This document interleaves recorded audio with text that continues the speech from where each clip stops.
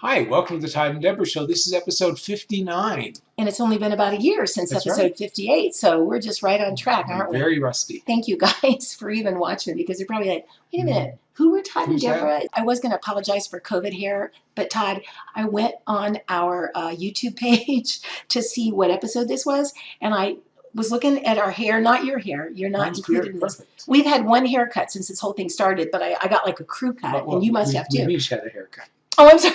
We didn't share a haircut. No, we should try that. I bet that would be cheaper. When I went to our YouTube page, I realized COVID quarantine hair is nothing compared to just my regular hair. Look at this. I just was scrolling through the episodes. I have the goofiest hair I've ever seen, but I'm really glad I never dwelt on it before. And I'm really sad that I've dwelt on it now because it's pathetic. Of course, mine is perfect. I know. Todd's is always perfect. How do you do that? Wig. Oh, it's a wig. I'm the last to know. So today we're going to talk about something that we think will be helpful, hopefully, if you're like a lot of people concerned about their diet and their exercising right now, because we've learned that people who are in good shape are surviving COVID-19 more so than other folks. And we've learned that diet plays a big role. Right. Those who have been eating a lot of veggies and a lot of fresh fruits and everything. So we thought, well, let's share a recipe that we know is really, really good for you. And it's easy to make. But when we tell you one of the ingredients, you're going to go, no. Well, and it's something that we've been eating and using since Burbank, since like 2016 or something. But the food that we're going to tell you about, I've seen a lot of people asking, do you have any recipes for this? Because I've never eaten it before. Do you know by now what we're talking about? I think. Yeah. So here's what it is.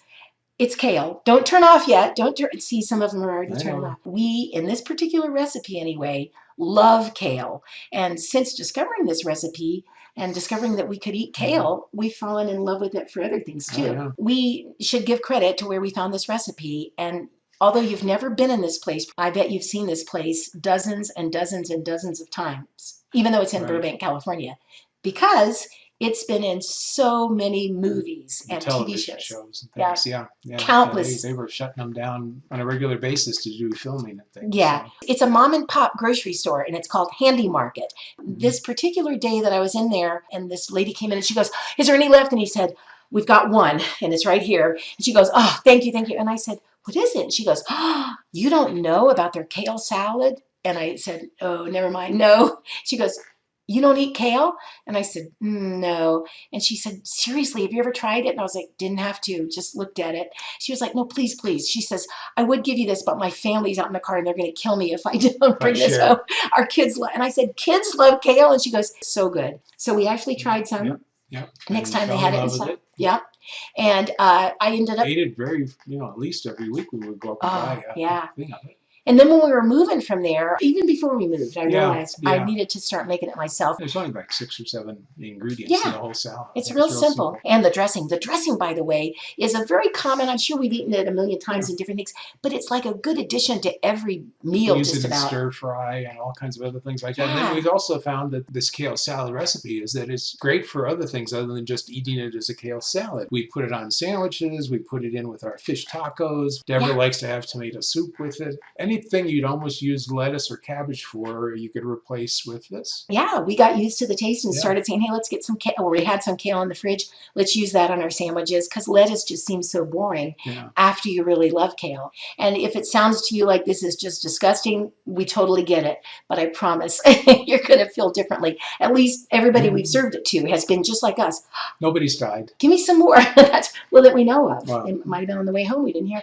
No, it's just one of those things that surprises you, but in a wonderful way, because then you can branch out into other foods that are good for you that you just never thought you could really like. All right, guys, here come the ingredients, and we'll put them together. Starting with the kale itself, you'll need curly kale. Here's some growing in our community garden. You'll need 1 large bunch of kale or 2 small bunches, but don't even buy it if it's limp or rubbery. You want crisp kale. You'll need 8 ounces, that's 1 cup of fully cooked quinoa. You can cook it from scratch if you want, but we use this fully cooked quinoa from Trader Joe's. Each box has 2 8-ounce bags in it, and all you have to do is heat it up on the stove or in the microwave and serve it, or put it into your salad in this case. The directions are on the box. Be sure you really follow those directions if you're microwaving, because trust me, I found out the hard way, the bag really does need that many punctures in it. You'll need half a cup of dried cranberries or half a cup of dried tart Montmorency cherries. These are so good. Very good. You'll also need half a cup of chopped nuts. We use pecans. And finally, half a cup of grated Parmesan cheese. Okay, let's make kale salad. You start by washing the kale. Take each leaf off and you break off its stem. Then you spend some time really rinsing those curly leaves. Some people just soak their kale leaves, but I'd prefer to rinse each one in very warm water and scrub off any dirt. So I wash both sides and then I tap it and set it on a paper towel to finish drying off. Because I use 2 big bunches for my kale salad, it takes me a little while to do this, but I think it's well worth it.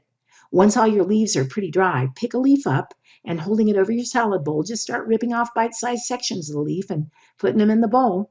Pretty much every part of the leaf except that crazy hard stem is edible, so ripping off these bite-sized pieces goes pretty quickly. And once you've finished pulling off all the kale from each stem, you should have a pretty full bowl of kale.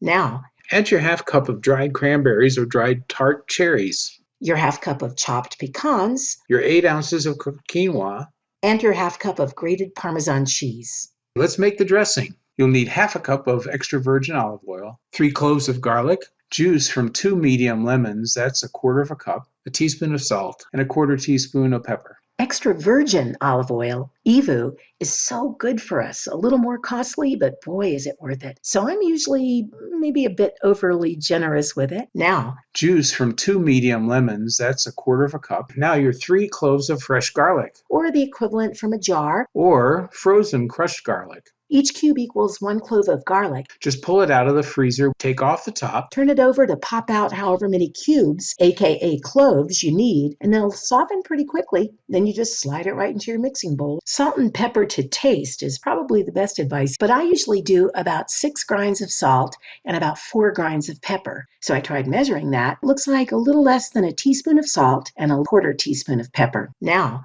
stir the ingredients well. And add the dressing to your salad. Then take some time to toss it and really mix it up well to blend all those yummy flavors together. We hope you'll find this kale salad to be as incredibly delicious as we have. There is one warning. Uh-oh.